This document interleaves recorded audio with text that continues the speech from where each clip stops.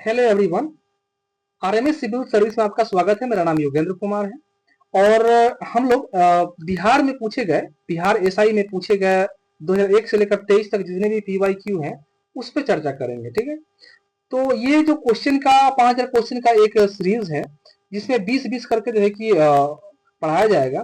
तो जो लोग आप नए हैं हमारे चैनल पे वो कृपया हमारे चैनल से जुड़ जाएं ताकि ऐसे ही आपको अपडेटिंग वीडियो मिलती रहे। आइए शुरू करते हैं। पहला क्वेश्चन है, इनमें से किसे भारत का महान वृद्ध पुरुष कहा जाता है? तो दादा भाई नौरोजी जी हैं। उनके बारे में छोटा सा इंफॉर्मेशन यहाँ पे है कि वो राजनेता भी थे, उद्योगपति भी थे, शिक्षावादी भी थे। और उनकी जो पुस्तक है poverty and British rule of India, ठीक है। और जो है कि उनका गुजराती भाषा में एक साप्ताहिक पत्रिका है जिनका नाम है रास्ताए गुप्ता, ठीक है। उन्होंने 1887 में इंग्लैंड में भारतीय सुधार समिति की स्थापना की। ब्रिटिश हाउस ऑफ कॉमन्स का चुनाव लड़ने के लिए प्रथम बार भारतीय बने। तो ये दादा भाई नौरोजी के बारे में छोटा सा इंफॉर्मेशन है जो आप लोग याद रखेंगे, ठीक है। आइए दूसरा क्वेश्चन देखते हैं। इनमें से किसे आनंद मठ लिखा है? तो डी आंसर है बंकिम चंद्र चटर्जी जी हैं। उनका भी सेम ही है, छोटा सा इंफॉर्मेशन दिया हुआ है। 19वीं शताब्दी के विद्वान कवि और उपन्यासक थे। उन्होंने 1870 के दशक में प्रसिद्ध देशभक्ति गीत वंदे मातरम की रचना की, जिसे वर्ष 1882 में आनंद मठ उपन्यास में शामिल किया गया। आनंद मठ में सन्यासी विद्रोह 1763 से लेकर 1800 तक उल्लेख किया गया है, ठीक है। तो ये छोटा सा बेसिक इंफॉर्मेशन है जो आनंद मठ के बारे में है। तीसरा क्वेश्चन देखते हैं।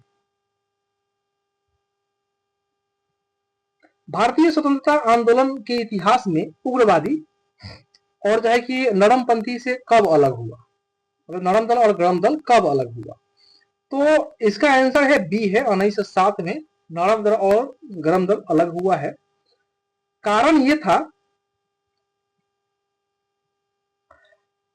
कि कांग्रेस के सूरत अधिवेशन की अध्यक्षता जो है कि दोनों नरम दल और गरम दल ने की।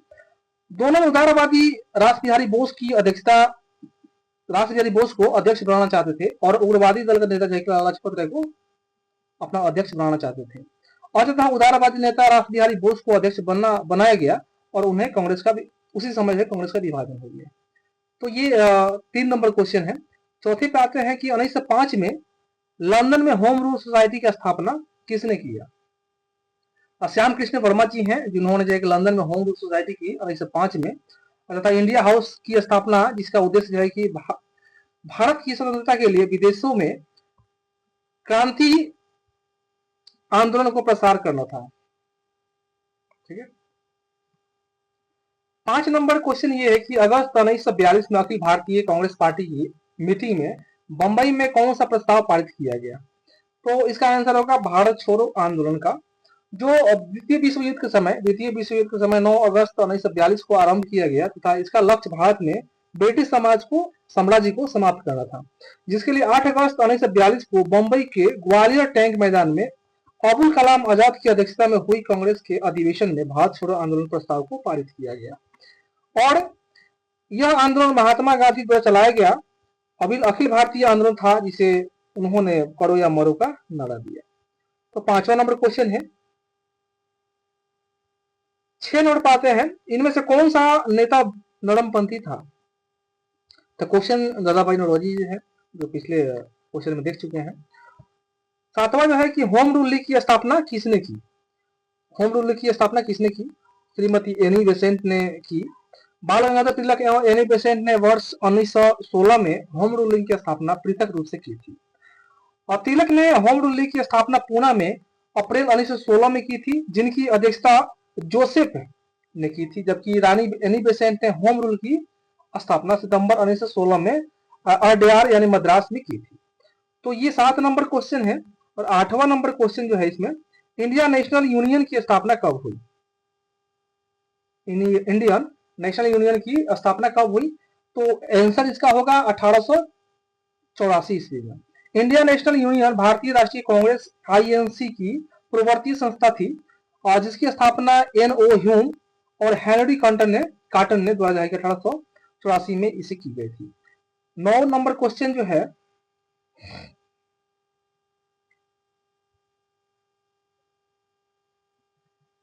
पूर्ण स्वराज की घोषणा के बाद प्रथम स्वतंत्रता दिवस कब मनाया गया? तो 26 जनवरी 1930 को भारतीय राष्ट्रीय कांग्रेस ने घोषणा की कि और 31 सितंबर 1929 में हुई लाहौर अधिवेशन में कर दी। इस अधिवेशन में पूर्ण स्वराज की घोषणा की गई तथा 26 जनवरी 1930 को पूरे राष्ट्र में स्वतंत्रता दिवस के रूप में मनाने जाने का निश्चय किया गया। इस अधिवेशन की अध्यक्षता पंडित जवाहरलाल नेहरू ने की। तो ये 9 नंबर क्वेश्चन है। आगे बढ़ते हैं। भारत में प्रथम अंतरिम सरकार की स्थापना कब की गई? अंतरिम सरकार की स्थापना कब की गई? तो आंसर होगा 2 सितंबर 1946 को नवनिर्वाचित संविधान सभा ने भारत की अंतिम सरकार का गठन किया गया, जो 15 अगस्त 1947 तक अस्तित्व में बनी रही। अंतिम सरकार की कार्यकारी शाखा का कार्यभार वायसराय की कार्यकारी परिषद में की गई। ठीक है, तो ये 10 नंबर क्वेश्चन था। 11 नंबर पर आते हैं। भारतीयों ने साइमन कमीशन का विरोध क्यों किया?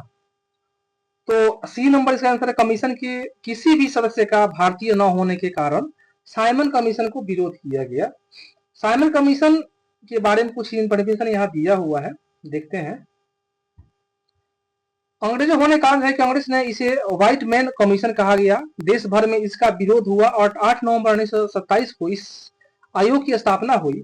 इस आयोग का कार्य इस बात की सिफारिश करना था कि क्या भारत इस योग्य हो गया है कि यहाँ के लोगों को और संवैधानिक अधिकार दिए जाए। साइमन कमीशन 3 फरवरी 1928 में भारत आया था। तो ये छोटा सा कंफर्मेशन है साइमन कमीशन के बारे में। 12 नंबर जो क्वेश्चन है,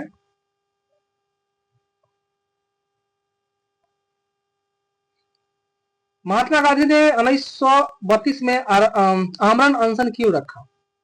तो ब्रिटिश सरकार द्वारा दलितों के लिए पृथक चुनाव की घोषणा के कारण जो है कि आमरण अनशन रखा गया 1932 में गांधी जी द्वारा। 1932 में ब्रिटिश प्रधानमंत्री रेमजे मैकडोनाल्ड द्वारा जो है कि कम्युनल अवार्ड सांप्रदायिक पंचायत के माध्यम से मुसलमानों, ईसाई, सिखों, आंग्ल भारतीय, पारसी, दलितों और महिलाओं के लिए प्रांतीय विधानमंडल में पृथक निर्वाचन प्रणाली लागू करने के लिए घोषणा की गई। यह प्रणाली दलितों पर विशेष रूप से लागू थी। इसके विरोध हेतु गांधी जी ने 20 सितंबर 1932 को आमरण अनशन प्रारंभ किया। परिणाम स्वरूप पुनः पैक्ट संपन्न हुआ। तो ये हमारा जो है कि 12 नंबर क्वेश्चन है। और इसी प्रकार जो है कि अगला क्वेश्चन भी देखेंगे। गदर पार्टी की स्थापना किसने की? तो इसमें जो आंसर है वो दिया नहीं है, हालांकि अलग से इसमें मेंशन कर दिया गया है कि गदर पार्टी की स्थापना किसने। तो इसका जो आंसर होगा वो सरदार सोहन सिंह भाकना और केसर सिंह लाला हरदयाल महामंत्री थे। इनके माध्यम से कि गदर पार्टी की स्थापना हुई। ठीक है, तो ये छोटा सा इंफॉर्मेशन यहाँ पे दिया हुआ है। ठीक है, तो आप देख लीजिएगा। आगे बढ़ते हैं। 14 नंबर क्वेश्चन है कि 1942 में कांग्रेस के किस अधिवेशन में भारत छोड़ो प्रस्ताव पारित किया गया? 1942 में कांग्रेस के किस अधिवेशन में भारत छोड़ो प्रस्ताव पारित किया गया? तो इसका जो आंसर यहाँ दिया गया है, कलकत्ता अधिवेशन, नागपुर अधिवेशन, बंबई अधिवेशन, लाहौर अधिवेशन। ठीक है, तो आंसर आपका दिया हुआ पहले से यहाँ पे सी नंबर इसका बंबई अधिवेशन में 8 अगस्त 1942 को भारतीय राष्ट्रीय कांग्रेस ने बंबई अधिवेशन में भारत छोड़ो आंदोलन का शुरू करने की प्रस्ताव को मंजूरी दी थी। गांधी जी ने भारत छोड़ो आंदोलन की शुरुआत 9 अगस्त 1942 को की थी। इसी आंदोलन में गांधी जी ने करो या मरो का नारा दिया था। तो 2 क्वेश्चन हम लोग को यहाँ मिल गया जो करो या मरो का नारा दिया गया था। तो आप देख लीजिएगा। दूसरा क्वेश्चन है, भारत का राष्ट्रपति होता है। भारत का राष्ट्रपति होता है तो राज्य का संवैधानिक अध्यक्ष होता है। ठीक है, इनके बारे में कुछ यहाँ बेसिक इंफॉर्मेशन है कि अनुच्छेद जो है कि 55 राष्ट्रपति के निर्वाचन की रीति है, 54 राष्ट्रपति का चुनाव का और 61 राष्ट्रपति पर महाभियोग का। तो इसमें का जो आंसर होगा वो बी आंसर होगा, राज्य का संवैधानिक अध्यक्ष के लिए। ठीक है, होता है भारत का संवैधानिक अध्यक्ष, राज्य का संवैधानिक अध्यक्ष। अगला क्वेश्चन है, इनमें से कौन सी भारत के राष्ट्रपति के पद के लिए आवश्यक योग्यता नहीं है? ठीक है, तो योग्यता कौन कौन सी है, योग्यता कौन कौन सी नहीं है? तो नहीं पूछा है तो इसका आंसर होगा डी हो जाएगा, वह संसद के किसी सदन का सदस्य हो। ठीक है, तो इसका कुछ बेसिक इंफॉर्मेशन यहाँ दिया हुआ है कि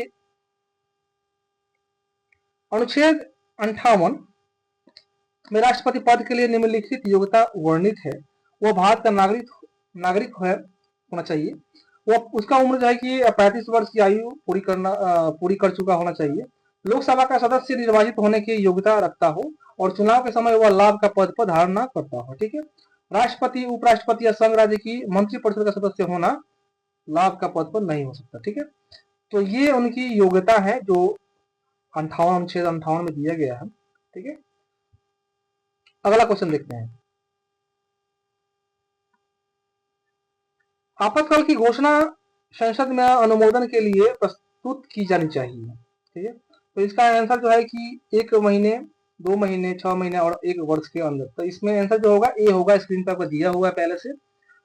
तो भारतीय संविधान में आपात उपबंध भारत शासन अधिनियम 1935 से लिया गया है, जो संविधान के भाग 18 में और अनुच्छेद 352 से लेकर 360 तक उल्लेखित है, जिसमें 3 प्रकार के आपात राष्ट्रीय आपात है। राष्ट्रीय आपात है, राष्ट्रीय शासन और राष्ट्रीय वित्तीय आपात की बात की गई है। ठीक है, तो 3 प्रकार की आपात है, कौन कौन सी? राष्ट्रीय आपात और उसके बाद है कि राष्ट्रपति शासन और वित्तीय आपात। तो 3 आपात है, आपको याद कर लीजिएगा। दूसरा जो क्वेश्चन है इसमें कि मंत्रिपरिषद है, मंत्रिपरिषद क्या है? कि कैबिनेट के बड़ा निकाय होता है।